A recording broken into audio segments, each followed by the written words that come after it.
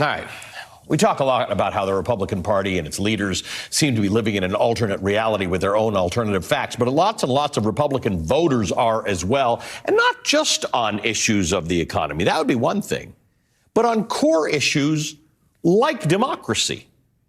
Tomorrow marks the third anniversary of the January 6th attack on our Capitol. NBC News has been interviewing Republican voters in Iowa ahead of the primaries there to ask them what they learned from that day. And a lot of the answers we got were unsettling.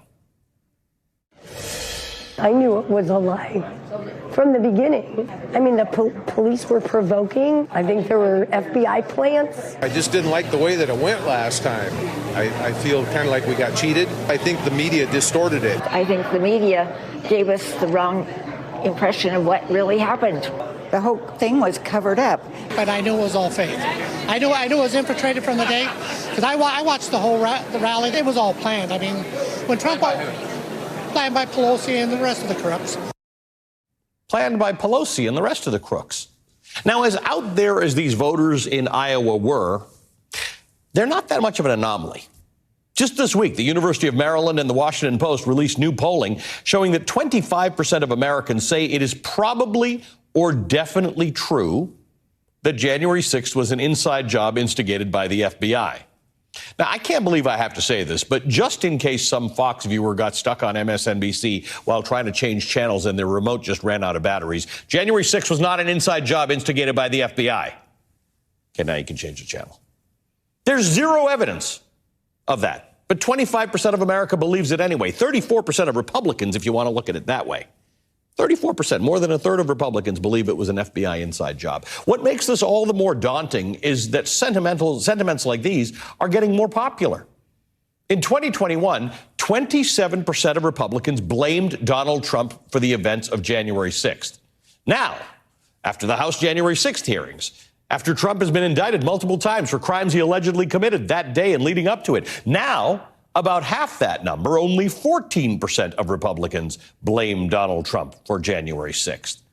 And Trump himself has embraced January 6th. He's reclaimed that narrative as his own. He kicked off the first rally of his 2024 campaign last year with this, a song he recorded with a group of inmates imprisoned because of their actions on January 6th. That's some weird stuff.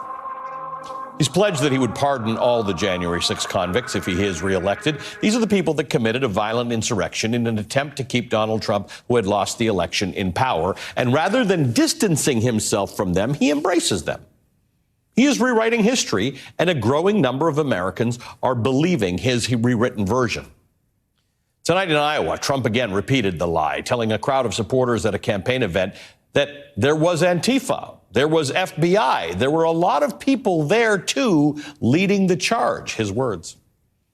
And that comes just hours after the Supreme Court announced today that it will be taking up the issue of whether or not Donald Trump can be disqualified from the ballot in Colorado because of the role he played in the insurrection. We're going to have some expert help unpacking that whole thing in just a second. But what cognitive dissonance this is. What a gap between Trump's narrative and reality. Tonight, President Biden gives the first major address of his 2024 campaign. On the eve of the 3-year anniversary of the January 6th attack on our Capitol, Biden spoke just miles away from Valley Forge, where George Washington mobilized troops nearly 3 centuries ago in the Revolutionary War. The president framed this election as just as much of a fight for our nation's democracy as Washington's was back then.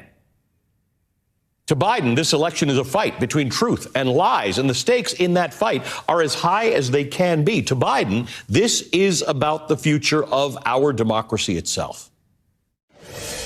When the attack on January 6th happened, there was no doubt about the truth. At the time, even Republican members of Congress and Fox News commentators publicly and privately condemned the attack. As one Republican senator said, Trump's behavior was embarrassing and humiliating for the country. But now that same senator and those same people have changed their tune.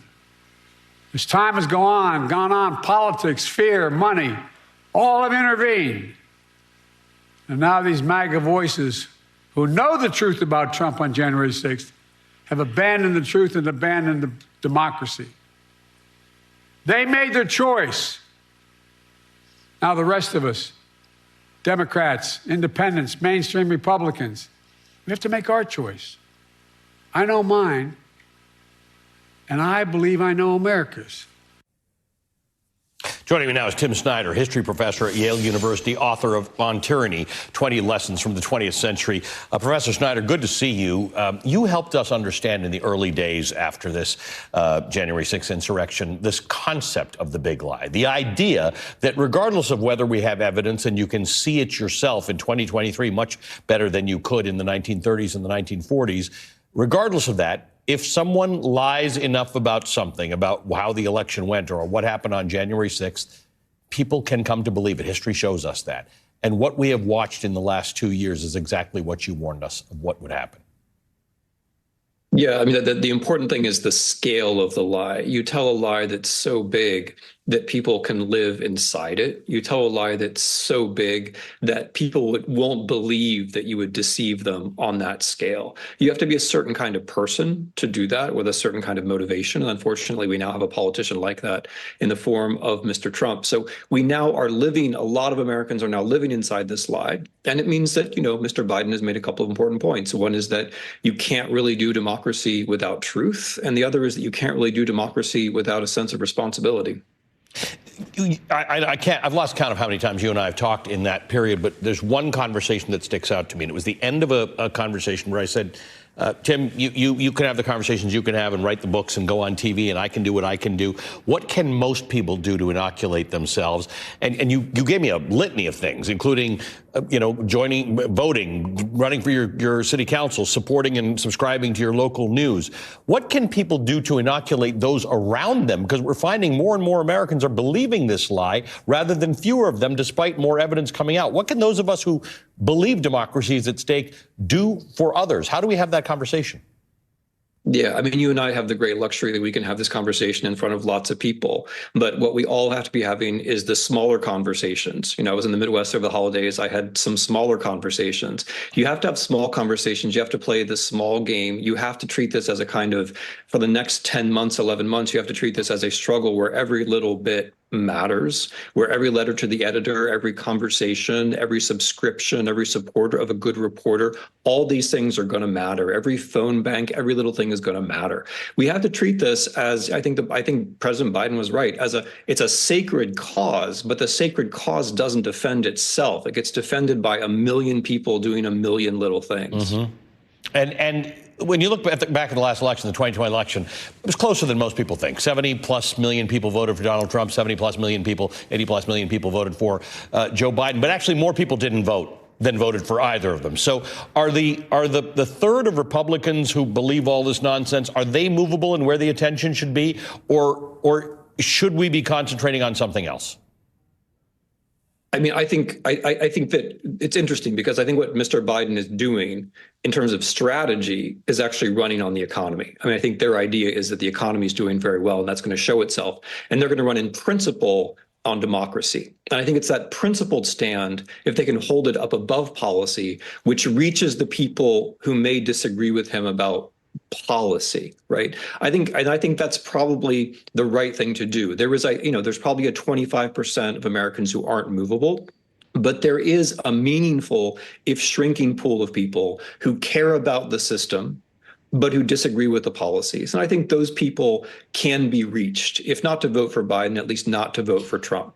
At the same time, one of the things I liked about Biden's speech was that he emphasized that democracy is a good thing, right? It can't just be pitched as we're going to lose the status quo. It has to be pitched as democracy is much better than the alternative, and we can make it still better in the future.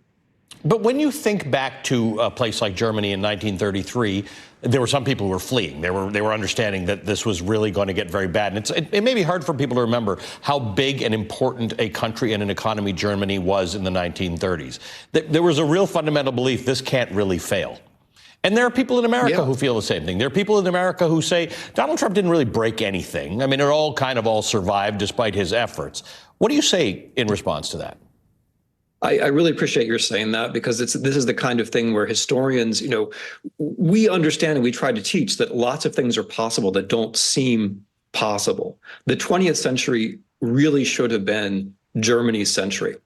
But some people made some mistakes at a critical time, and it wasn't. Instead, what is Germany remembered for? It's remembered for the Nazis.